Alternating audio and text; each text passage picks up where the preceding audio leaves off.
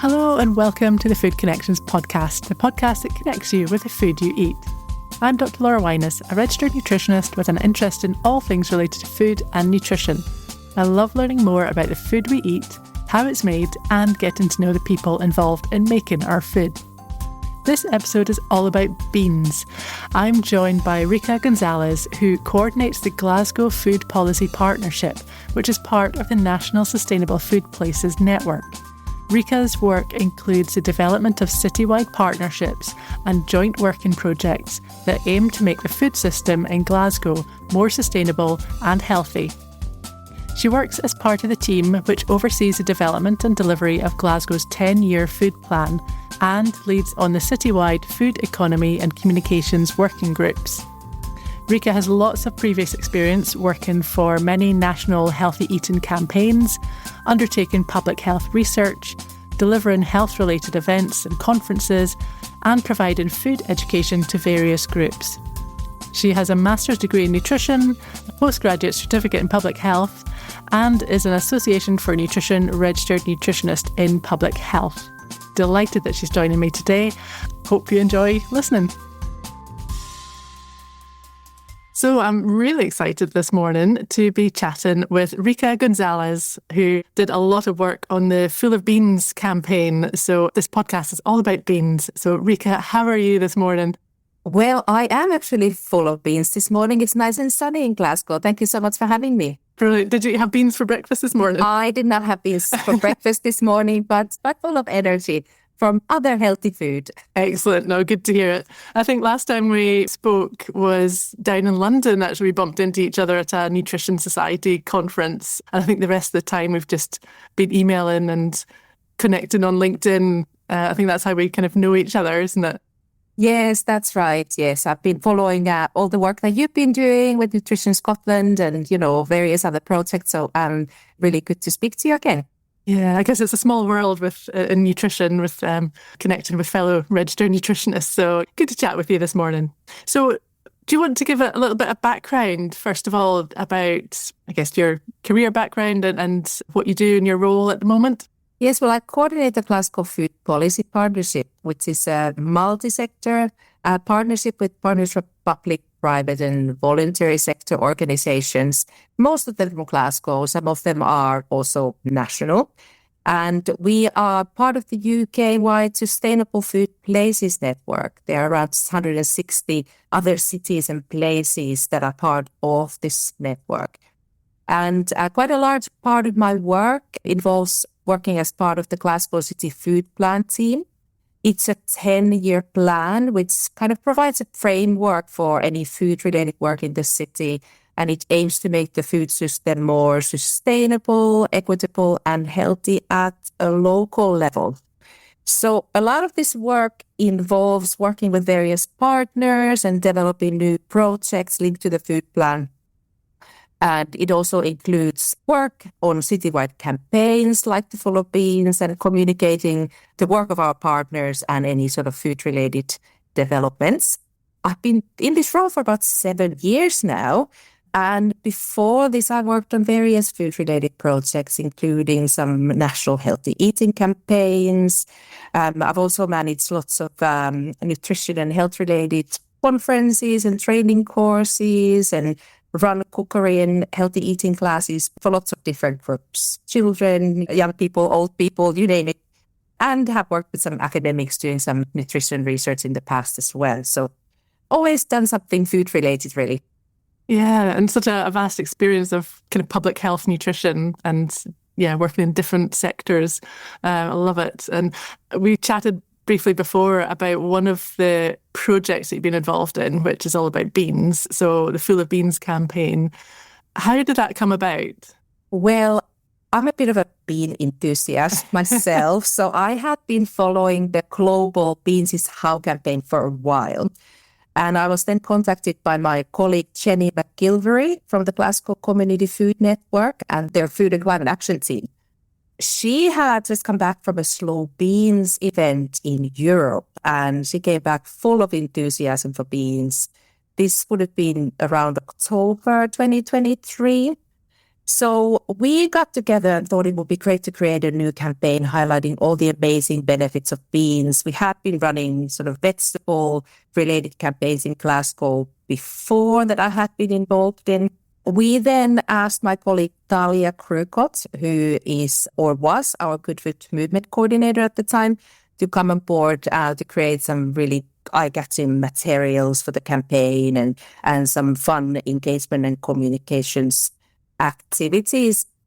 As a partnership, we had been looking for fun ways to engage with people already, to involve them in supporting the actions of the Glasgow City Food Plan. So this campaign was kind of our way of doing that. And it linked perfectly with all the aims of our 10-year plan, including things like improved access to healthy, affordable food, increased understanding of the food system and how it links to health and environment. It also gave some opportunities for communities to cook and grow together. And we also managed to support businesses to become more sustainable through the campaign as well. So we decided to run with the idea and spent the rest of the year planning it. And it was launched at the end of January 2024.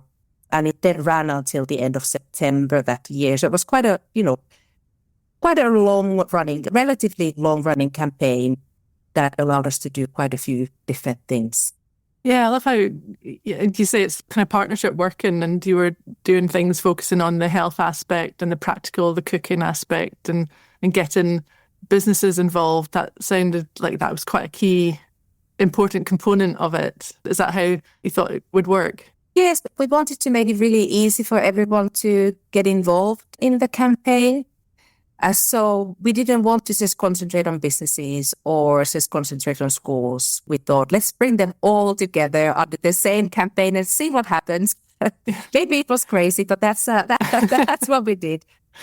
Because beans, I suppose the perception of beans maybe is that they are not that exciting. I mean, some people might not be as excited about beans as you are.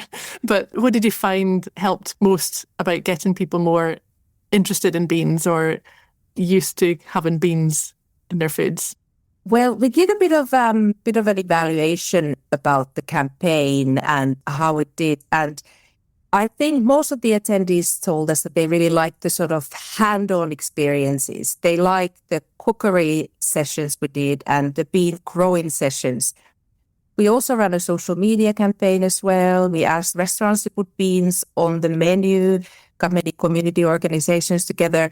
But what the attendees told us, or the participants told us, is that it was really those hands-on experiences that were most valuable and most exciting for them. We also created toolkits on how to get involved, how to, communicate the campaign to other stakeholders and encourage people to put on their own events. But I think people are always more likely to come to events that, people put on for them rather than to do it for themselves. So that's kind of, if we were to run something like that again, I think the hands-on experiences is something that's very valuable for people. Yeah, the practical experience. I suppose before we talk a bit more about the kind of evaluation, because I know you evaluated the Full of Beans campaign, what is the big deal about beans? Well, I know we're both nutritionists and we know about the nutritional health benefits, but what are the kind of key messages about what are the benefits of including more beans? Why should we be having more beans in our diet? Well, we kind of wanted the campaign to highlight all the multiple benefits of beans and pulses. We didn't just want to concentrate on one type of bean. We included, beans and pulses kind of all come under the same umbrella. And we wanted to get as many people in Glasgow to learn, not just to eat them, but how to cook and grow them as well and get them on as many menus and plates as possible. We wanted to promote them as a part of a healthy, planetary-friendly diet. And the reasons for that were firstly that the Scottish diet is way too low in fibre and vegetables. I think you've seen the latest Scottish Health Survey highlights from about a week ago is that only about 1% of adults actually meet the target or fibre target of 30 grams a day, which is pretty shocking. And the vegetable intakes for both adults and children remain really low. So increasing the consumption of beans can, of course, it can help improve both fiber and vegetable intake. So it's a bit of a double benefit from the nutritional point of view. Secondly, the environmental benefits of beans are really important. About 30% of carbon emissions are derived from the food system, and beans have much lower carbon footprint than animal products. As an additional benefit, beans are really low cost, and the cost of living crisis that UK has been experiencing has increased inequalities and food poverty, making it even more difficult for people to consume a healthy, nutritious diet. So once again, consumption of beans and increasing beans in diets and replacing meat with some beans, for example, would actually help address this as well. And the practical side of things, so what are your kind of top tips for helping people include more beans in their cooking? What type of thing did you do in the practical sessions that you had during the campaign? I think my top tip would be not to talk about beans as vegetarian food or vegan food, because that can put people off. Lots of people perceive beans as something that is maybe associated with poverty, or some people think of them as hippie food. So we just talked about beans as, the benefits of beans and how you can actually bulk up menu items and recipes with beans. So you can still use meat, but you can add beans, and that way improve the quality and healthiness of the food and make you feel fuller, make your meal go much longer that way, if you like. But I think my top tip would be is that don't think of beans as something that is for vegans and vegetarians. Beans are for everybody, and that's kind of what we tried to portray during the campaign.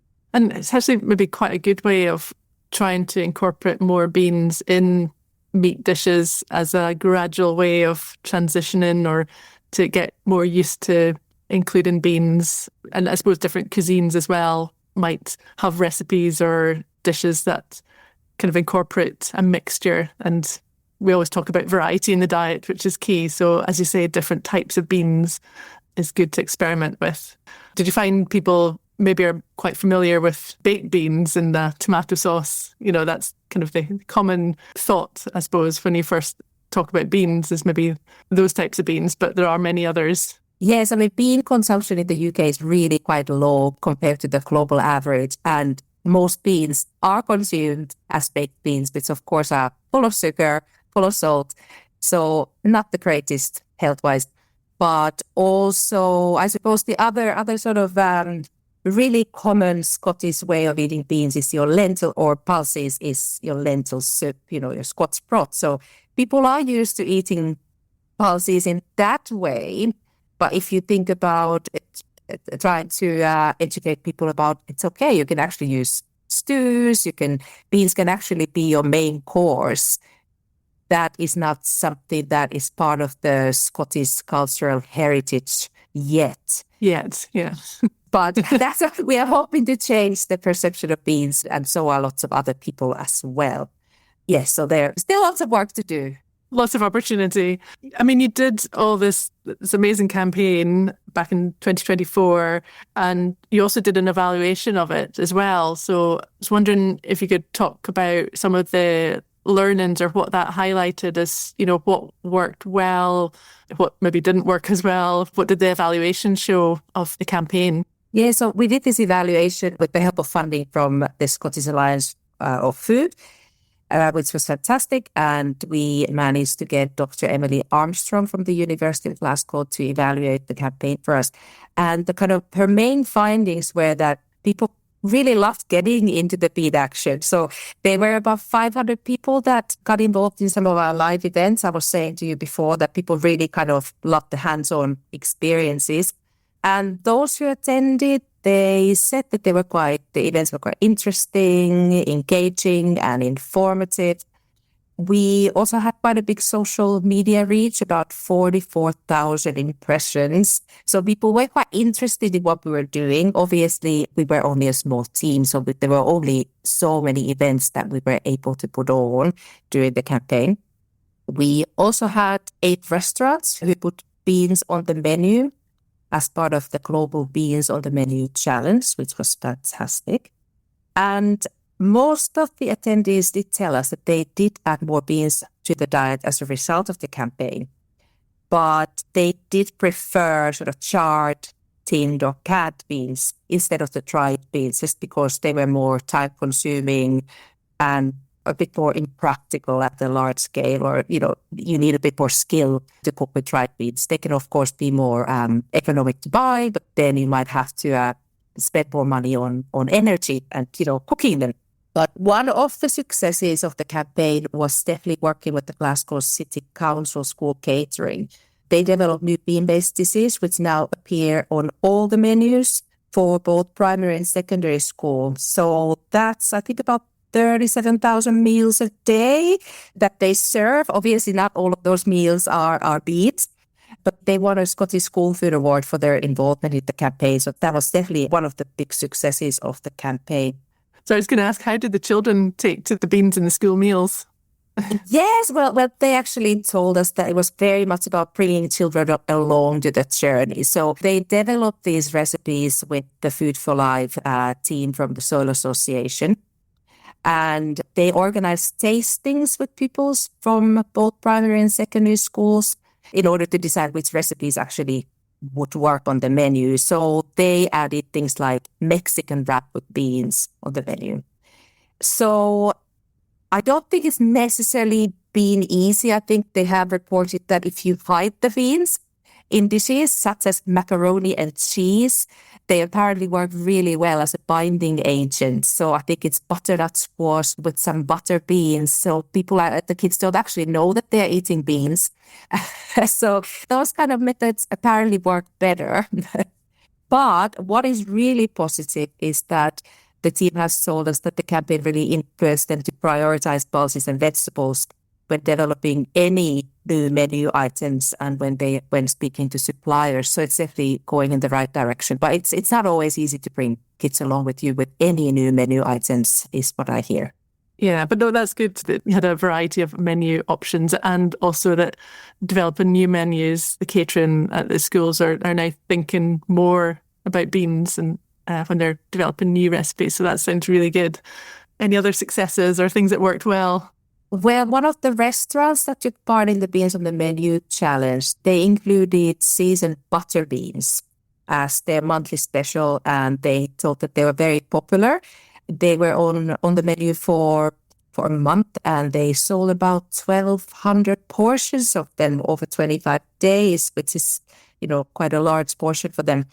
And they also highlighted that there were some benefits from a commercial perspective as well, because beans are not expensive. And if you use tinned beans, they were very easy for the chefs to use. So all you have to do is add some dressings and herbs, and you already had something pretty tasty, at the same time being nutritious as well. Also, some of the participating organizations, they told us that campaigns like this were really important to raise awareness of healthy food choices, especially for small businesses that don't actually have resources to run these campaigns themselves. So the ones that did participate, they kind of really took it on board and really ran with it, which was really good to see. Yeah, it'd be great to see more beans on menus actually in restaurants and cafes, and always kind of looking out for kind of more beans in dishes. And I don't know if there's a difference between having actual bean dishes or just having dishes that incorporate a little bit of beans, because sometimes, if you have too many beans in one sitting, there are consequences, a bit of excess wind, which is not very pleasant sometimes if you're not used to it. So yeah, maybe a little and often is better than one big bean dish on the menu type thing.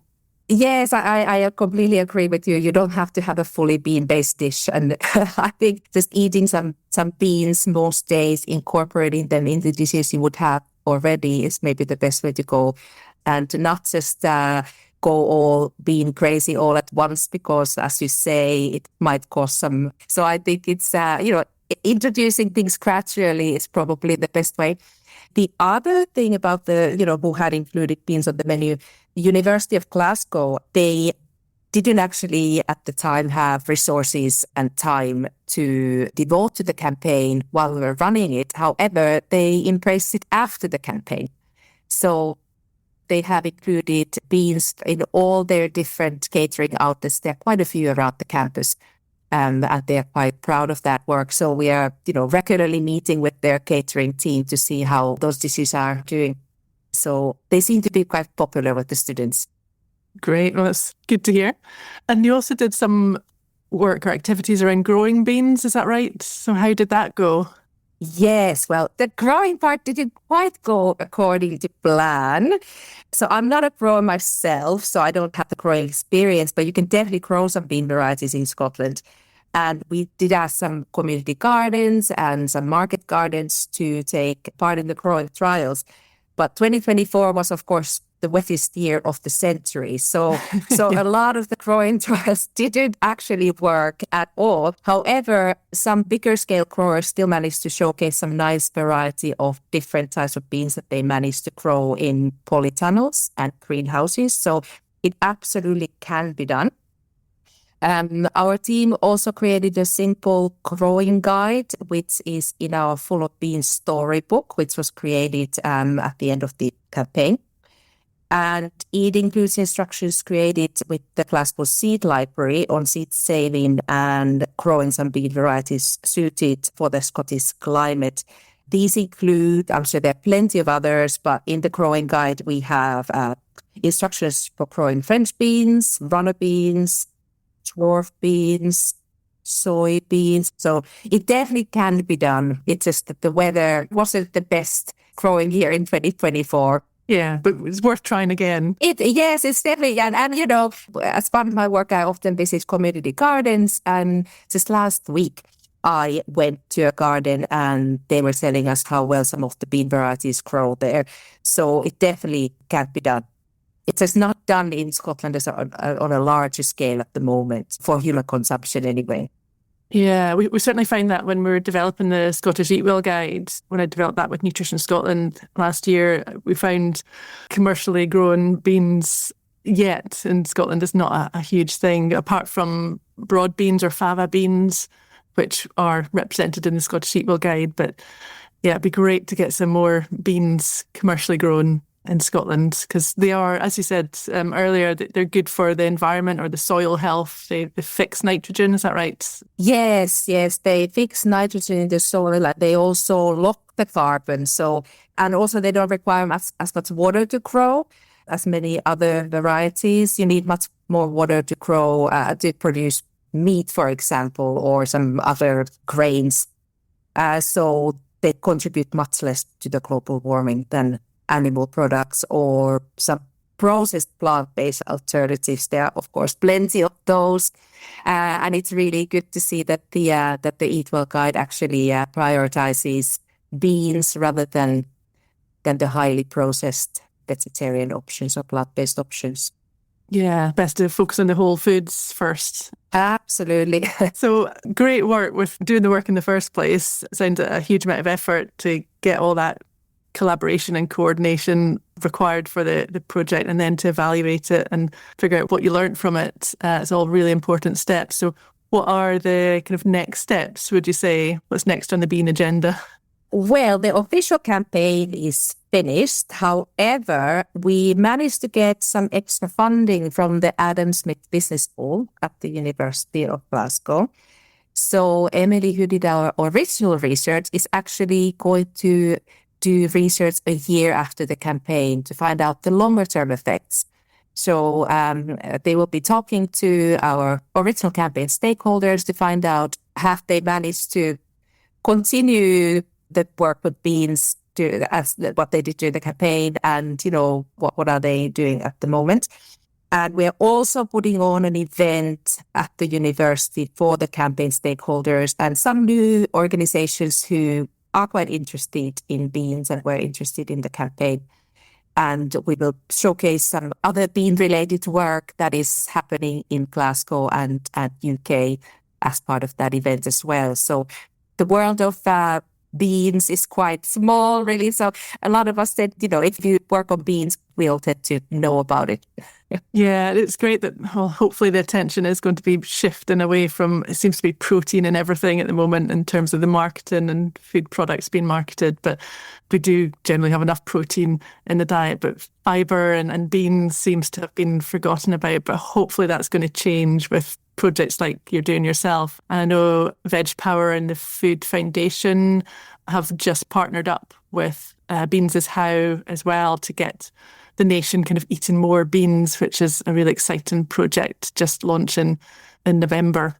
So there's lots of stuff going on to get us eating more beans. Part of that project, you mentioned the Beans is How project, which aims to double the global consumption of beans by 2028.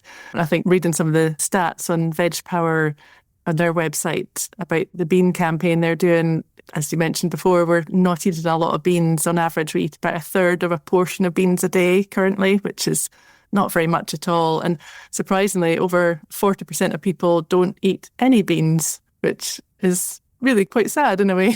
We need to change that. We definitely need to change that. Yeah, they're missing out on all the bean fun. So. Yeah, so we felt really fortunate that we managed to partner up with the Beans is How global campaign. They were actually the first partner that came on board with the campaign.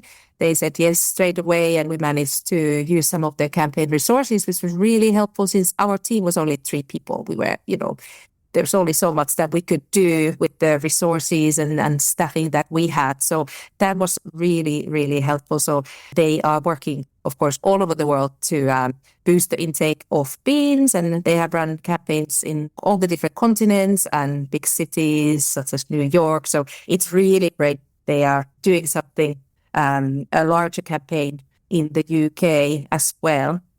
And so to finish off, I just wanted to ask, I guess, a personal question and maybe to share with the audience, what is your favourite way to eat beans yourself? Or is there any particular bean dish that you like to have? Well, I really love including beans into soups and stews.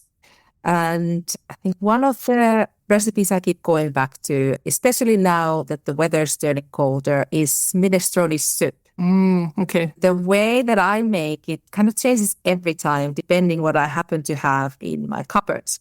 But I always include some kind of white beans. They can be butter beans, cannellini beans. It could be any beans, really.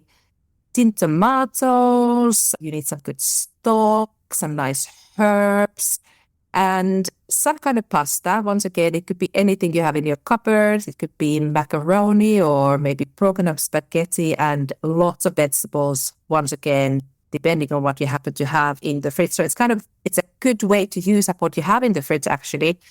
But, carrot and celery work really well. Maybe some leeks, and kale and cavolone nero are in season at the moment. So they work really nicely. Maybe a bit of Parmesan on top as well. Oh, nice. And the good thing about soups and stews like that is that most people have some of these ingredients in the cupboard already, so you don't necessarily have to go shopping for it. You could just see what you have in the cupboards and make it up as you go along. Yeah, chuck it all in. That's what I do. Soup surprise. That's right. As long as you add some beans, any kind of beans. Yeah, and I love your idea earlier about this, like kind of the Scotch broth. It's a good traditional kind of Scottish soup that we have already, and just added more beans to that. Great tips there. Thank you very much. Well, it's been fascinating, and I am absolutely full of beans now as well, and totally buzzing after speaking to you. I will put all your links that you've sent me, some links to your project webpage, and I'll put lots of useful links about the things we've discussed during this podcast as well in the show notes. So do check them out, because as you mentioned, you've lots of great resources and recipes and things on the website to learn more about beans and how to grow them and how to enjoy them. So yeah, I'll include all that in the show notes. Thank you so much for your time today. Thanks for having me. It's been fun talking about beans again. Great. Thanks very much. Thanks, Laura. Thanks for listening to this Food Connections podcast. Do check out the show notes for some really useful links related to this episode. If you enjoyed this episode, it would mean so much to me if you could give the podcast a rating and leave a short review. It would really help others discover the show. If you know someone who might enjoy this episode, please do share it with them. I'd also love to hear from you. If you've any comments, guest suggestions, or if you'd like to sponsor the podcast, just get in touch. Thanks again for listening.